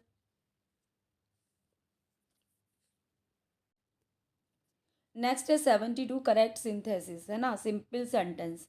तो आपको सिंथेसिस बनाना है, यहाँ पे सिंपल सेंटेंस बनाना है। ठीक है, सिंथेसिस समझते हैं ना, वाक्य संयोजन, हिंदी में बोलते हैं इसको वाक्य संयोजन, वाक्य को जोड़ना, है ना, दो वाक्यों को मिला के एक वाक्य बनाना, मैं ढंग से लिख नहीं पाई।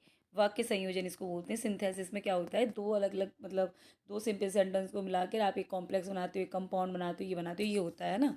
तो I went to the station, I wanted to see off my sister. तो मैं स्टेशन गया क्योंकि मैं अपनी सिस्टर को देखना चाहता था। तो यहाँ पे पर्पस बताया जा रहा है। So I went to the station to see off my sister, मैं अपनी सिस्टर को देखने स्टेशन गया। ठीक है, सो यहाँ पे इन्फिनेटिव का यूज़ करके ये आपका सिंपल सेंटेंस बन जाएगा। So A is the right answer. Next है यहाँ पे 73, could you give me a hand, she said. उसने कहा कि मतलब मुझे तुम एक हैंड दे सकते हो, ऐसे उसने बोला। तो ठीक है, कुड यू तो इंट्रोगेटिव है ना, she asked me to give her a hand. ठीक है, तो ये मी है, मी मतलब फर्स्ट पर्सन सब्जेक्ट के अनुसार चेंज होता है। तो यहाँ पे शी है ना, सब्जेक्ट शी, तो जो मी है, मी का यहाँ हर हो जाएगा। ठीक है, she asked me if I could give her a hand. तो उसने मुझसे पूछा कि क्या मैं उसको, है ना, तो इंट्रोगेटिव का आपको आपका इफ़ से ही कनेक्ट होता है, आपको पता ही है। तो ये भी ठीक है। अब ऑप्शन है यहाँ पे both A and B. She told me to give a hand, तो ये तो गलत हो गया। ठीक है ना, इंट्रोगेटिव है तो आस्क्ड लगेगा दोनों में। तो यहाँ ये ऊपर वाले जो दोनों सेंटेंस है ना, she asked me to give her hand, ये ठीक है, बिल्कुल करेक्ट है। ये भी करेक्ट है ना, ये दोनों सेंटेंस सही है, तो आपका सी आंसर हो जाएगा, बोथ ए एंड बी। ठीक है, इस तरीके से भी बन सकता है और इस तरीके से भी बनाया जा सकता है, दोनों सही हैं।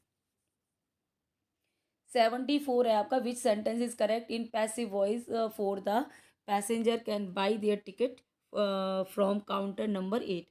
The tickets are available at counter number 8, ये ऑप्शन हैं आपके। ठीक है, ticket are bought at counter number 8, tickets are bought by passenger at counter number, और the tickets are being bought at counter number 8, तो आपका ए सही हो जाएगा, the tickets are available at counter number 8। 75 देखो, what is the passive of Brutus stabbed Caesar. Brutus ने Caesar को stab किया, तो पैसिव कैसे बनेगा, हम मैंने बताया था ना, यहाँ पे सब ऑब्जेक्ट यहाँ आ जाता है और सब्जेक्ट यहाँ चला जाता है। तो Caesar was stabbed, Caesar was stabbed by Brutus, so A is the right answer. ठीक है, फिर 76 है। 76 में यहाँ पे स्पेलिंग पूछिए करेक्ट कौन सी है। कम मेमोरेट है, कम मेमोरेट मतलब आपको पता ही है। तो कम मेमोरेट की स्पेलिंग देखो यहाँ पे, कम मेमोरेट, तो ये गलत हो गई। कम मैरो, ये तो बिल्कुल गलत है। कम मैं, ये भी गलत है। ये वाली ठीक है आपकी बी, है ना, कम मेमोरेट, कम लिख लो पहले फिर मेमोरेट लिख लो, तो बी वाली सही हो जाएगी।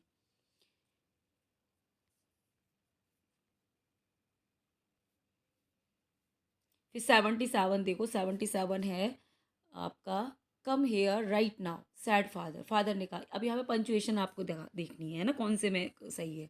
तो देखो यहाँ पे कम, ये आपका इनडायरेक्ट है ना, डायरेक्ट है ये, है ना। तो come here right now father sad, है ना, come here right now sad father, come here right now sad, ये देखो सब में come here right now sad father, कौन सा सही है। ठीक है, तो यहाँ पे मुझे दो सही नज़र आ रहे हैं, ये लास्ट वाला भी सही लग रहा है और ये वाला भी सही लग रहा है, लेकिन यहाँ पे यही वाला सही होगा, ए वाला। बताऊँ क्यों, क्योंकि देखो यहाँ पे जो फादर सैड हम बोलते हैं ना, फादर सैड, फादर सैड के बाद कॉमा आता है ना, तो इन दोनों में तो देखो कॉमा ही नहीं है ना, बिल्कुल साफ दिख रहा है, दोनों गलत हैं। इसमें क्या है, कॉमा है यहाँ पे। ठीक है, तो ये इसलिए करेक्ट है। अच्छा, ये भी सेम बात है, लेकिन यहाँ पे कैपिटल है, एफ, एफ आप नोटिस करो, यहाँ पे कैपिटल है और यहाँ पे देखो बड़ा है, इसलिए ये वाला सही है। क्योंकि हम जब फादर लिखेंगे तो कैपिटल से शुरू करेंगे, तो इसलिए।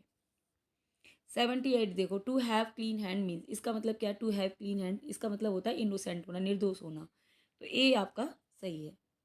ठीक है, नेक्स्ट है आपका 79 देखो, यहाँ पे वही प्रीफिक्स सुफिक्स वाले क्वेश्चन है कि prefix should be added to form a word meaning beyond what is natural. तो नेचुरल से जो ऊपर है चीज़, है ना, नेचुरल से जो चीज़ ऊपर है उसको क्या बोलेंगे, फ्रॉम नेचुरल, नेचुरल से बनाओ, प्री लगेगा, प्रीटर लगेगा, मेटा लगेगा, पोस्ट लगेगा।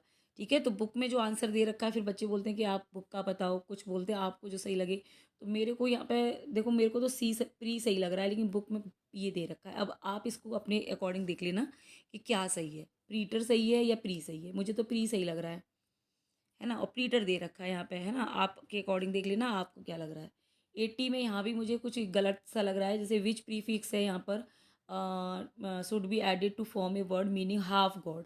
हाफ गॉड मतलब है ना आधा भगवान, आधा क्या है कुछ क्लियर नहीं है, तो हाफ गॉड के लिए क्या बोलेंगे, सेमी का तो पता है मुझे है ना, सेमी और डेमी दे रखा है यहाँ बुक में, तो इसको भी आप एक बार देख लेना क्योंकि नॉलेज की ना कोई लिमिट नहीं है, असीमित नॉलेज है, सारी चीज़ें सबको नहीं पता होती हैं, हर इंसान को सब कुछ नहीं पता हो सकता, तो ये आप देख लेना, ये मेरे को कंफर्म नहीं है बुक में दे रखा है, सही है या गलत है।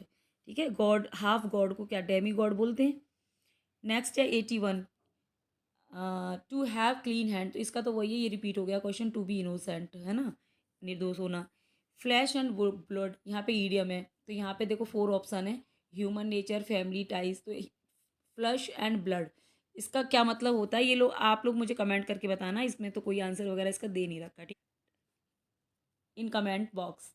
83 है, ईडीएम बताना है यहाँ पे, हार्ड नट टू क्रैक, मतलब हार्ड नट टू क्रैक, यानी ऐसा नट जिसको तोड़ना हार्ड है, तो इसका मतलब क्या है, तो difficult, easy work, small issue, a sweet job, तो ये हार्ड नट टू क्रैक का मतलब होता है डिफ़िकल्ट टास्क, यानी कि इसको तोड़ना मुश्किल है ना। फिर है यहाँ पे 84, fear of disease is called, तो डिसीज, डिसीज से जो डर होता है उसको क्या बोलते हैं, तो आपको पता है कि फोबिया, एक वर्ड है फोबिया, फोबिया मतलब होता है डर, तो ये किसी भी वर्ड के साथ लग जाए तो समझ जाओ कि ये फोबिया है, मतलब डर है। और डिसीज मतलब होता है आपका पैथोज, मतलब क्या होता है डिसीज, ठीक है, पैथोज का मतलब क्या होता है डिसीज या फीलिंग होता है, तो यहाँ पर जो वर्ड है, आप डिसीज पूछा जा रहा है, डिसीज का डर, तो पैथोफोबिया हो जाएगा आपका answer, so A is the right answer, बाकी तो और कोई है नहीं। ठीक है, अब है यहाँ पे 85 है क्वेश्चन, यहाँ पे पूछा जा रहा है, a thing kept in the memory of a person is called, तो जो मतलब किसी की याद में कोई चीज़ रखी जाती है उसको मेरे ख्याल से स्मृति चिन्ह बोलते हैं ना, मेमोरी में, तो उसको क्या बोलते हैं, सोवेन, मिमेंटो, कीप सेक, टोकन, तो यहाँ पे तो मुझे मुझे ये सही लग रहा है, मुझे ये सही लग रहा है ना, शायद मैं भूल रही हूँ, मुझे पता नहीं, लेकिन यहाँ बुक का मैं बता रही हूँ, बुक में ये है, अब ये आप डिसाइड कर लो, मैंने आपको दोनों तरह से बता दिया कि बुक में ये वाला है, ठीक है, किसी की मेमोरी में रखी हुई चीज़ को क्या बोलते हैं, स्मृति चिन्ह बोलते हैं आई थिंक, तो स्मृति चिन्ह शायद सोविन माने होता है इसके स्मृति चिन्ह है ना, तो आई थिंक ये करेक्ट होगा, बट देखो बुक में ये है, तो जिसको ये लग रहा हो कि मैडम अपना ज्ञान ना दें, तो मैं अपना ज्ञान नहीं दे रही हूँ, बुक वाला ये है, और ये मैं मुझे जो लग रहा है वो ये है।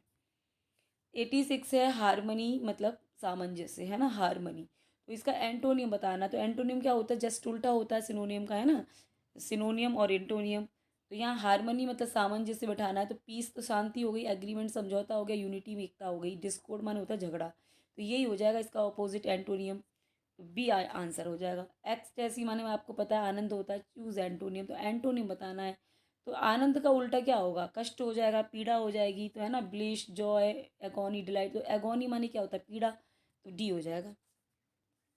अब 88 देखो, द सिनोनियम ऑफ डैनिटी, मतलब डैनिटी का मतलब होता है सुंदर, स्वादिष्ट, उसका सिनोनियम बताना है, यानी कि ऐसा वर्ड जो सेम है, तो एलिगेंट है, अनपालाटेबल है, क्लमसी है, अगली है, तो एलिगेंट माने भी सुंदर होता है, तो एलिगेंट हो जाएगा। फिर यहाँ पे सिनोनियम है ऑफ एलिनेट, एलिनेट मतलब होता है दूर करना, किसी चीज़ को विमुख करना, तो इसका सिनोनियम यहाँ पे क्या होगा, एस्ट्रेंज है, रिकनसाइल है, बी फ्रेंड है, यूनाइट है, तो एस्ट्रेंज हो जाएगा, एस्ट्रेंज मतलब होता है विमुख करना। ठीक है, अब यहाँ पे 90 क्वेश्चन में क्या पूछा जा रहा है आप लोगों से, 90 में आपसे ये पूछा जा रहा है कि which is the correct order of traditional plot stage, यानी कि जो ड्रामा होता है उसके जो पार्ट होते हैं ना, जो प्लॉट स्टेज से मतलब है यहाँ ड्रामा जो होता है आपका, प्ले जो होता है उसका जो ऑर्डर होता है राइट, वो बताना है। तो सबसे पहले मैंने आपको बताया था कि इसका एक पिरामिड होता है ऐसे, ऐसे करके और ऐसे करके ऐसे, तो सबसे पहले आती है आपकी एक्सपोजिशन, है ना, ई एक्स से मैं लिख दे रही हूँ, फिर आपका यहाँ से राइजिंग एक्शन शुरू होता है, ठीक है, फिर यहाँ पे आपका आता है क्लाइमैक्स, ओके, फिर यहाँ फॉलिंग एक्शन शुरू हो जाता है ना, और यहाँ क्लाइमेक्स हो गया, यहाँ फॉलिंग एक्शन हो गया, और फिर ये होता है आपका रेजुलेशन, ठीक है, ये मतलब एंड कंक्लूजन, तो इस तरीके से आपका बनता है ऑर्डर, तो आप देख लो यहाँ पे आपका ए वाला सही हो जाएगा एक्सपोजिशन, क्योंकि यहाँ पे कोई किसी में भी नहीं दे रखा है एक्सपोजिशन शुरू में, यहाँ राइजिंग से शुरू हो रहा है, यहाँ क्लाइमेक्स से है ना, ऐसे करके आप लोग अपना आंसर लगा लेना, पेपर वगैरह में ऐसे क्वेश्चन आते हैं तो, है ना, यहाँ रिजोल्यूशन से शुरू हो रहा है तो वो पहला वाला ठीक हो जाएगा, ठीक है, पहला वाला। 91 है, Joothan a Dalit life is autobiography of which Indian writer, ये किसकी ऑटोबायोग्राफी है, तो ये तो आउट ऑफ सिलेबस है क्वेश्चन, ठीक है, ये झूठन आपके इसमें है ही नहीं, ओम प्रकाश वाल्मीकि का वर्क है ये, तो ये आपके सिलेबस में है नहीं ओम प्रकाश वाल्मीकि, तो ये आउट ऑफ सिलेबस है, इसे छोड़ दो क्वेश्चन को। नेक्स्ट है 92, one act play are specially popular in which kind of theatre festival. ठीक है, तो ये जो वन एक्ट प्ले हैं ये कब पॉपुलर थे, किस तरीके के थिएटर में, मतलब थिएटर फेस्टिवल में ये पॉपुलर थे, तो ये फ्रिंज थिएटर फेस्टिवल थे उनमें ये पॉपुलर थे। बी याद रखना। 93 देखो, which American play right is known for work सच, तो कौन से अमेरिकन प्ले राइट हैं, मतलब नाटककार हैं जिन्होंने ये वर्क लिखे हैं, जैसे the zoo story, the sandbox and who's afraid of Virginia Woolf 1962, तो ये किसके वर्क हैं। ठीक है, तो ये एडवर्ड अल्बी हैं अमेरिका के, इनके वर्क हैं ये सारे। फिर है 94 आपका, which nobelist the Great Gatsby is described as lyric and pathetic rather than tragic, तो कौन सा नोबलिस्ट की यहाँ पे बात हो रही है, विलियम फॉकनर है ना, एफ स्कॉट फिट्जराल्ड, तो ये एफ स्कॉट फिट्जराल्ड है, B is the right answer. फिर है यहाँ 95, my family and other animals a humorous memoir, my family and other animal एक मेमोयर है, and travel log set in Corfu was written by, किसके द्वारा लिखा गया ये बताना है। ठीक है, तो ये आपके ऑप्शंस हैं यहाँ पे 4, ये जेराल्ड ड्यूरेल के इस द्वारा लिखा गया है, सो बी याद रखना। फिर है 96 यहाँ पे, which work is the classic example of burlesque in English literature, English literature का क्लासिक एग्जाम्पल है बर्लेस्क का, कौन सा वर्क है, तो पैराडाइज लॉस्ट है, पैराडाइज लॉस्ट तो एपिक है, बर्लेस्क नहीं है ना, रेप ऑफ द लॉक है, प्राइड एंड प्रेजुडाइज तो नॉवल है, हमने पढ़ा है खूब अच्छे से, द प्रील्यूड आपको पता ही है विलियम वर्ड्सवर्थ, तो आपका आंसर क्या हो जाएगा, be the rape of the lock. 7 है, who wrote the lyric poem the lamb, ये लिरिक पोइम है एक लैम्ब, ये किसने लिखी है ये बताना है। ठीक है, तो यहाँ पे 4 आपके ऑप्शंस हैं, ये सब William Wordsworth, William black, Robert browning, Matthew Arnold, तो ये लैम्ब है ना, लैम्ब चीता, ये इस तरह की जो पोइम है ये विलियम ब्लैक ने लिखी है, ये याद रखना आप लोग। फिर है यहाँ पे 98 है ना, which poem by T S Eliot uses free verse extensively, तो टी एस इलियट की कौन सी पोइम है जिसमें फ्री वर्स का यूज हुआ, तो मैंने बताया था ना फ्री वर्स होती है एकदम फ्री, इसमें कोई मीटर नहीं होता, कोई पैटर्न नहीं होता, वो फ्री होती है, तो ये हमारी वेस्टलैंड है ना, यही उनकी पोइम है, ये फ्री वर्स में लिखी गई है, मॉडर्न मॉडर्न एपिक इसको माना जाता है। 99 है, by daddy a powerful free verse poem, free verse poem है ये भी, मॉडर्न पोइट्री जो ज़्यादातर आपकी फ्री वर्स में लिखी गई है। ठीक है, dealing with trauma was author, तो ये ऑथर के ट्रोमा से डील करती है, ये पोइम किसकी है, Anne Sexton, Emily Dickinson, Sylvia Plath है ना, गॉडोलिन ब्रूक्स, तो ये आपकी सिल्विया पाथ की है ना, तो सी आपका करेक्ट हो जाएगा। नेक्स्ट है आपका 100, the volta in a sonnet refer to, ये जो वोल्टा होता है वोल्टा, ये क्या बताता है किसी सोनेट के अंदर। ठीक है, तो पोइटिक मीटर ये आपके ऑप्शन है, concluding stanza, turn in thought और आर्ग्यूमेंट, तो ये टर्निंग दिखाता है आपके थॉट का, जो चेंज ऑफ थॉट का जो प्रोसेस है ना वो बताता है वोल्टा, वोल्टा मतलब होता है चेंज या ब्रेक मान लो। What kind of words did symbolist poet often favour, तो कौन सी वर्ड्स को ये सिम्बोलिस्ट राइटर जो है फेवर करते थे, तो ये है आपके फ्री वर्ड्स। ठीक है, फ्री वर्ड्स हैं ये आपके। और फिर है 102 है, the line to name an object is to suppress 3/4 of the delight of the poem reflect symbolism is. ठीक है, सो इसका आपका आंसर हो जाएगा emphasise on ambiguity and suggestion, B is correct. Next है फिर यहाँ पर क्वेश्चन नंबर है 13, 13 है, who wrote the notebook of Malte Laurids Brigge poetic novel of inner life, इसका क्या होगा आंसर बताओ, रेनर बैरिया रिल्के। ठीक है, रेनर मारिया रिल्के इन्होंने लिखा है इसको, है ना, ये वर्क है इनका, ये याद रखना, द नोटबुक ऑफ मेल्टे लॉरी बेगी। 104 है, come and go, minimalist play, minimalist play है with 3 women was written by. ठीक है, तो इसका आंसर क्लियर नहीं है, इसमें बुक में दे नहीं रखा है, तो आप लोग इसे गूगल करके पता कर लेना कम एंड गो किसका मिनिमलिस्ट प्ले है। ठीक है, ये आप लोग गूगल पे देख लेना किसका प्ले है, ये आपको मिल जाएगा सर्च करोगे तो। 105 है, who wrote the novel little women a feminist classic in children literature, तो ये किसने लिखा है नोवेल ये बताना है आपको।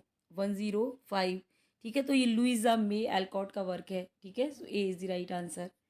ये थोड़े से हार्ड हैं क्वेश्चन, ठीक है, इस तरह के इतने हार्ड क्वेश्चन मुझे नहीं लगता ये आएंगे, ये थोड़े से मेंस वाले में हो सकता है आ जाए। 106 है, द ऐसे collection bad feminist was authored bye, तो ये जो 106 है आपका, इसका आंसर हो जाएगा रॉक्स रॉक्स एंड गे। ठीक है, ये सिलेबस में नहीं है ये वाले राइटर आपके, ये सिलेबस में नहीं है, लेकिन ये आपके मूवमेंट वगैरह के संदर्भ में एक दो क्वेश्चन ऐसा आउट ऑफ सिलेबस आ ही जाता है, तो वो है, ठीक है। नेट वगैरह में पूछे जाते हैं ऐसे क्वेश्चन। नेक्स्ट है यहाँ पे 107, विच of the following was not a characteristic of the aesthetic movement. ठीक है, तो एस्थेटिक मूवमेंट की कौन सी विशेषता नहीं है ये आपको बताना है। तो मोरल मॉरल इंस्ट्रक्शन ये नहीं है, ठीक है, A is the right answer. 108 है आपका, what theme define modern Gothic horror. ठीक है, 120 क्वेश्चन है एक सेट के अंदर। मैं बोलते बोलते मैं थक जाती हूँ, इसलिए फिर अब मैं सीधे आंसर बता रही हूँ। आंसर बताने से ये है कि आप लोग कंफ्यूज भी नहीं होगे, अभी पेपर आने वाला है तो कोई मतलब क्लिक कर जाए माइंड में। 108 है आपका, what theme define modern Gothic horror. तो कौन सी थीम है जो गॉथिक हॉरर को डिफाइन करती है ना। तो collective social fear, collective social fear answer हो जाएगा।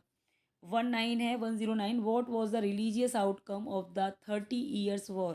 तो रिलीजियस आउटकम क्या था 30 ईयर्स वॉर का, जो 1618 से 1648 है, 1618 से 1648। तो क्या रिलीजियस आउटकम था इसका।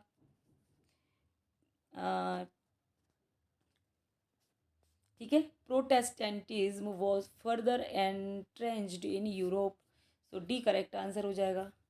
110 है आपका, विच एनलाइटमेंट एनलाइटमेंट थिंकर। ठीक है, कौन से एनलाइटमेंट थिंकर हैं wrote about the concept of the social contract focusing on the balance of power of in society. तो ये आपके जीन जैक रॉसो हैं, ठीक है, C is the right answer.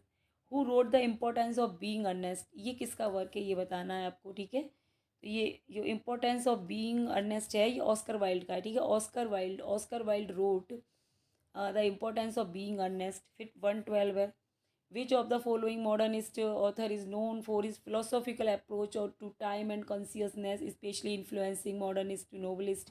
तो 112 का क्या होगा, ठीक है, डी बी हो जाएगा, हेनरी बर्सन। हेनरी बर्सन। 113 है यहाँ पे, city of glass a post modern detective story is by, किसकी डिटेक्टिव स्टोरी है ये 113 का, हो जाएगा पॉल ऑस्टर। ठीक है, A is the right answer, Paul Auster. फिर है 114, who commented that holy sonnet make a universal drama of religious life in which every movement may confront us with the final annulment of time. 114 का हो जाएगा A J Smith. ठीक है, A J Smith is the right answer, ये इन्होंने comment किया, ठीक है, कमेंट किया है कि होली सोनेट के ऊपर। फिर है 115, who gave the famous dictum cogito ergo sum. ये क्या ना लैटिन फ्रेज है, मतलब फ्रेंच फ्रेज है, इसका मतलब है I think therefore I am. तो ये किसने दिया है ये बताना है, ठीक है। सो ये आपका ये 4 ऑप्शन है यहाँ पे, ये रेने डेस्कार्टे ने दिया है, so B is the right answer. 116 है यहाँ पे, what role does nature often play in pre Raphaelite poetry. ठीक है, क्या रोल नेचर अदा करती है इन प्री रेफलाइट पोइट्री में ये बताना है आपको, ठीक है। सो एक character in its own right, B correct हो जाएगा। 117 है, Joseph Conrad heart of darkness is set in which colonial context. तो ये बहुत ही फेमस, मतलब ये इंपॉर्टेंट है आपके सिलेबस के लिए ये क्वेश्चन। जोसेफ कॉनरेड ने हर्ट ऑफ डार्कनेस लिखा था, वो किस कॉलोनियल कॉन्टेस्ट में लिखा है। मतलब कॉलोनियल कॉन्टेस्ट मतलब जो देश कॉलोनी थे उनको हम कॉलोनियल बोलेंगे। तो कौन से देश के लिए इन्होंने लिखा है इसको, ठीक है। तो इन्होंने अफ्रीका के बारे में लिखा है। इसमें इसमें इन्होंने बहुत नेगेटिव फीलिंग, मतलब नेगेटिव इसको लिखा था। तो फिर आपके जो चिनुआ एचवे हैं उन्होंने इसी वर्क को तो क्रिटिसाइज़ किया है, और इसी के रिस्पॉन्स में फिर उन्होंने अपना वो लिखा है अ थिंग्स फॉल अपार्ट, ठीक है। तो ये आपका बी हो जाएगा। अफ्रीका के बारे में इन्होंने हर्ट ऑफ डार्कनेस लिखा है, मतलब काफ़ी क्रिटिसाइज किया है इसको, नेगेटिव वर्क है। 118 है, which author is associated with portraying the British empire as a civilising mission in India. तो कौन सा ऑथर है जो जिसने ये कहा है कि civilising mission in India British empire को, भैया इतनी प्रशंसा करी है। ये रुडियार्ड किपलिंग था, ये बहुत ही ख़राब इंसान था, ठीक है। इंडिया के कॉन्टेक्स्ट में अच्छा आदमी नहीं था, बहुत बुरा भला, मतलब ब्रिटिश की तारीफ़ करते था, अपने देश की तो सभी करते हैं, इंडिया को ये बहुत मतलब वो दिखाता था। 119 है आपका, व्हाट इज़ की difference between colonial and post colonial literature. ये इंपॉर्टेंट क्वेश्चन है आपके लिए, आपके सिलेबस के लिए, कि क्या डिफरेंस है colonial and post colonial literature में, ये क्वेश्चन आ सकता है। तो कॉलोनियल लिटरेचर सेंटर्स कॉलोनाइजर्स। तो ठीक है, ये जो कॉलोनियल लिटरेचर है ना ये उन लोगों पे सेंटराइज करती है जो कॉलोनी जी जो देश कॉलोनी बने थे उनके जो लोग हैं उनको कॉलोनाइजर बोलेंगे ना। और post colonial literature centre on the colonised. जो पोस्ट कॉलोनियल लिटरेचर है वो कॉलोनाइज्ड पे सेंटर मतलब सेंटर करती है, जबकि कॉलोनियल लिटरेचर है वो कॉलोनाइजर्स पे वो करती है। ठीक है। फिर है आपका क्वेश्चन, लास्ट क्वेश्चन है इस प्रैक्टिस सेट का 120। Which colonial test is often read as a proto colonial work depicting the dynamics between Prospero and Caliban. तो ये आपका हो जाएगा दी टेम्पेस्ट। ठीक है, B is the right answer, the Tempest. तो ये इंपॉर्टेंट है क्वेश्चन आपका। ठीक है, आप चाहे कोई भी एग्जाम की तैयारी कर रहे हो ये वाला क्वेश्चन इंपॉर्टेंट है और ये लास्ट वाला। सो ठीक है, ये सेट की आपको मैंने आंसर की दिखा दे रही हूँ इसकी। ये आंसर की है इसकी। प्रैक्टिस सेट हमने कर लिया 50, जिसमें पोइट्री के काफ़ी क्वेश्चंस हमने देखे, काफ़ी सही क्वेश्चन थे इसके अंदर। ठीक है, सो ये 120 क्वेश्चंस थे जो हमने कर लिए। सो guys, I hope you like the session. If you like my session, please do like and share this channel. Thanks for watching this video. Thank you so much.